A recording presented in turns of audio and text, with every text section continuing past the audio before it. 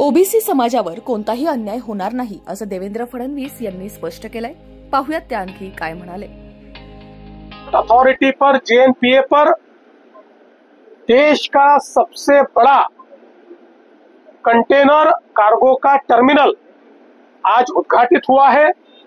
भारत के प्रधानमंत्री श्री नरेंद्र मोदी जी और सिंगापुर के प्रधानमंत्री श्री वोंग जी, इन्होंने एकत्रित रूप से इस टर्मिनल का आज उद्घाटन किया है। इस उद्घाटन के साथ देश का सबसे बड़ा टर्मिनल तो महाराष्ट्र में हुआ ही है, लेकिन देश की सबसे बड़ी कैपेसिटी भी अब महाराष्ट्र में खड़ी हुई है। इससे पहले गुजरात नंबर 1 पर था, 8.2 मिलियन TEU उनकी कैपेसिटी थी। अब महाराष्ट्र की कैपेसिटी 10 मिलियन TEU हो गई है। तो देश में नंबर 1 पर महाराष्ट्र आया है। और अब जैसे ही वाढवण का पोर्ट हम पूरा करेंगे तो अगले 100 साल तक दुनिया के देश के हमारे मैरीटाइम व्यापार में, हमारे सागरी व्यापार में महाराष्ट्र नंबर 1 रहेगा और देश के और दुनिया के व्यापार में एक महत्वपूर्ण भूमिका ये महाराष्ट्र की रहने वाली है। मुझे इस बात की खुशी है, प्रधानमंत्री जी ने ही इस टर्मिनल का भूमि पूजन किया था और आज उन्हीं के हाथों से इसका उद्घाटन हुआ है। और इसके कारण सागरी व्यापार में महाराष्ट्र बहुत बड़े पैमाने पर आगे जाएगा। महाराष्ट्र की और देश की अर्थव्यवस्था को इसका एक बहुत बड़ा फायदा मिलने वाला है। इसलिए प्रधानमंत्री जी का मैं आभार व्यक्त करता हूं। जेएनपीए और पोर्ट ऑफ सिंगापुर अथॉरिटी जो है PSA इंडिया, इन्होंने मिलकर इसको तैयार किया है। PSA का ये पोर्ट है और मेरा विश्वास है कि इसके कारण हमारी एफिशिएंसी बहुत बड़े पैमाने पर बढ़ने वाली है।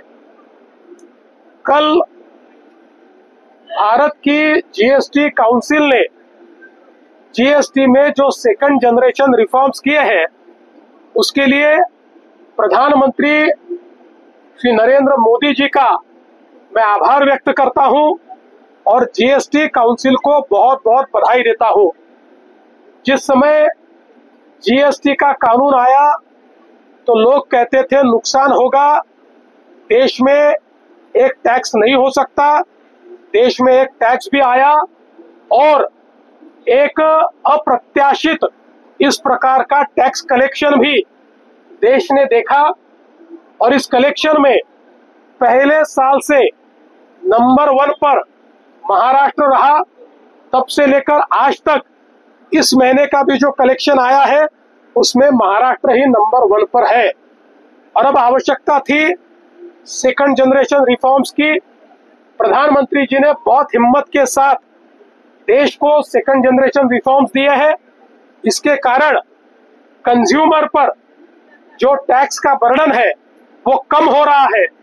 इसके कारण चीजें सस्ती होगी, इसके कारण व्यापार बढ़ेगा, उसके कारण डिमांड बढ़ेगी, उसके कारण प्रोडक्शन बढ़ेगा, उसके कारण रोजगार बढ़ेगा और देश के अर्थतंत्र को एक नया बूस्ट ये सेकंड जनरेशन रिफॉर्म्स देने वाले हैं।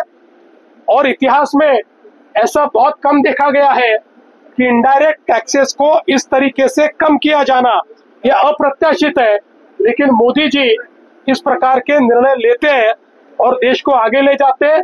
तो मैं ऐसा मानता हूं कि एक बहुत महत्वपूर्ण निर्णय लिया गया है और मुझे इस बात की खुशी है कि महाराष्ट्र की सरकार ने ये जो रिफॉर्म्स है इनको पूरे तरीके से सपोर्ट किया और हमने वहां पर भूमिका रखी कि महाराष्ट्र इसका पूर्ण समर्थन करता है और देश के विकास में, देश के प्रगति में महाराष्ट्र अपनी भागीदारी हमेशा रखेगा, रिफॉर्म्स में भी अपनी भागीदारी रखेगा। और मैं मानता हूं आने वाले दिनों में हम लोग इन रिफॉर्म्स के माध्यम से जो परिवर्तन होगा उस परिवर्तन की भी भागीदारी करेंगे। या सगळ्या जिगाच्या संदर्भात जो सरकारने काढला त्यावरून आता कोर्टात सोमवारी जाणारे छगन भुजबळ सुद्धा नाराज आहेत। त्यांनी काल कॅबिनेट मधून सुद्धा ते निघून गेल्याचं पाहायला मिळालं। काय नेमकं चाललंय? छगन भुजबळ साहेब कॅबिनेट मधून कुठेही निघून गेले नाहीत। छगन भुजबळ साहेबांची माझी चर्चा झालेली आहे।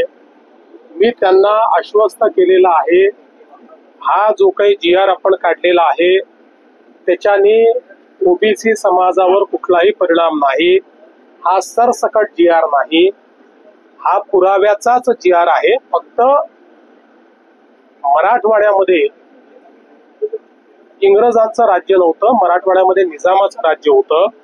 त्यामुळे इंग्रजांच्या राज्यातले पुरावे हे इतर ठिकाणी मिळतात, मराठवाड्यात मिळत नाही.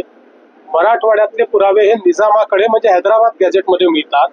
त्यामुळे तिथले पुरावे जे आहेत ते आपण ग्राह्य धरलेले आहेत. त्यामुळे जे खरे कुणबी आहेत त्या पुराव्यांमध्ये त्यांनाच हे मिळणार आहे.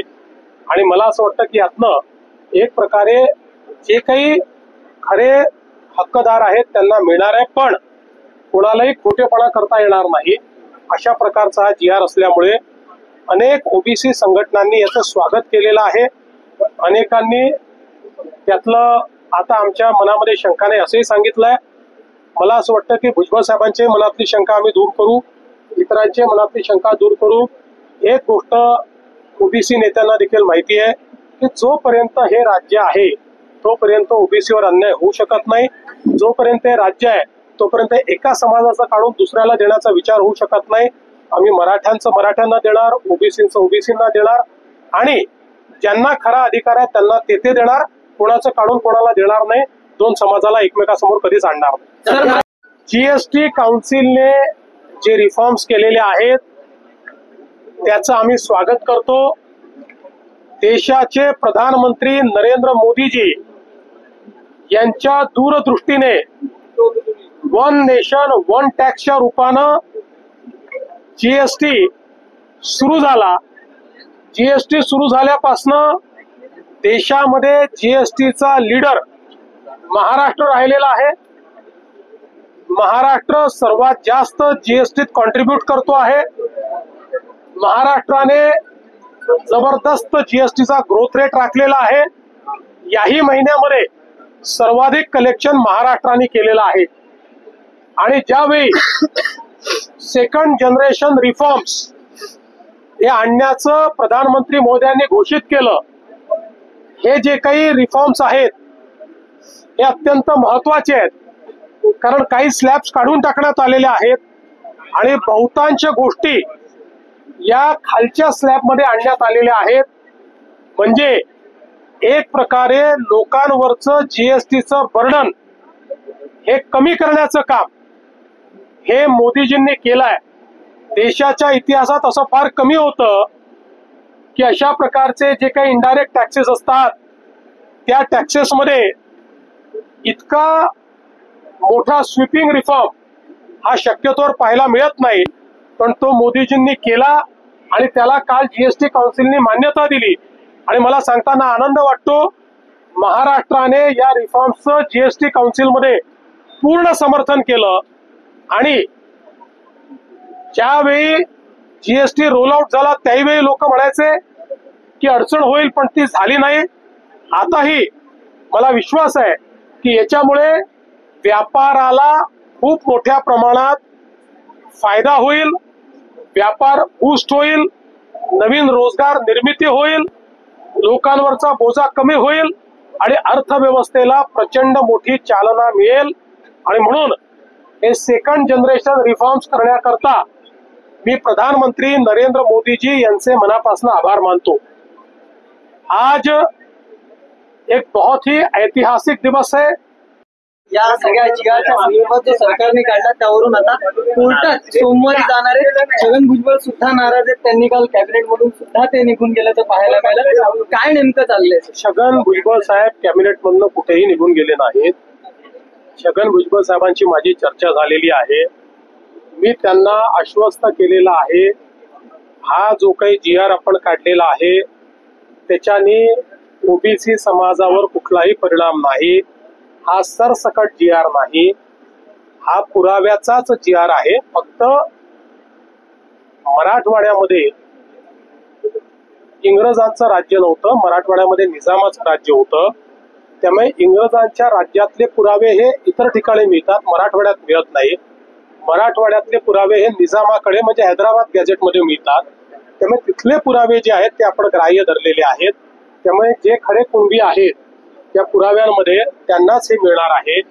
आणि मला असं वाटतं की यातनं एक प्रकारे जे काही खरे हक्कदार आहेत त्यांना मिळणार आहे, पण कोणालाही खोटेपणा करता येणार नाही अशा प्रकारचा हा GR असल्यामुळे अनेक ओबीसी संघटनांनी याचं स्वागत केलेलं आहे. अनेकांनी त्यातलं आता आमच्या मनामध्ये शंका नाही असंही सांगितलंय. मला असं वाटतं की भुजबळ साहेबांच्या मनातली शंका आम्ही दूर करू, इतरांच्या मनातली शंका दूर करू. एक गोष्ट ओबीसी नेत्यांना देखील माहिती आहे की जोपर्यंत हे राज्य आहे तोपर्यंत ओबीसीवर अन्याय होऊ शकत नाही. जोपर्यंत हे राज्य आहे तोपर्यंत एका समाजाचा काढून दुसऱ्याला देण्याचा विचार होऊ शकत नाही. आम्ही मराठ्यांचं मराठ्यांना देणार, ओबीसींचं ओबीसींना देणार आणि ज्यांना खरा अधिकार आहे त्यांना ते देणार. कोणाचं काढून कोणाला देणार नाही. दोन समाजाला एकमेकासमोर कधीच आणणार नाही. ते माननीय उच्च न्यायालयाच्या आदेशानुसार दाखल झालेले आहेत. त्यामुळे त्याच्यावर जो काही निर्णय आहे तो उच्च न्यायालयाच्या निदर्शनास आणूनच आम्हाला घ्यावा लागेल. मराठा आंदोलन को हैंडल किया पर्दे के पीछे रहते हुए, लेकिन अब कहीं ना कहीं जो ओबीसी नेता है चाहे छगन भुजबल हो या क्लैरिटी अगर आप दे सके तो। कोई कैबिनेट छोड़कर गया नहीं, सारे कैबिनेट में है और सभी ओबीसी नेताओं को हमने स्पष्ट किया है हमने जो GR निकाला उसका ओबीसी पर कोई असर नहीं है. हमने सबको ओबीसी में डाल दो इस मांग को स्वीकारा नहीं है.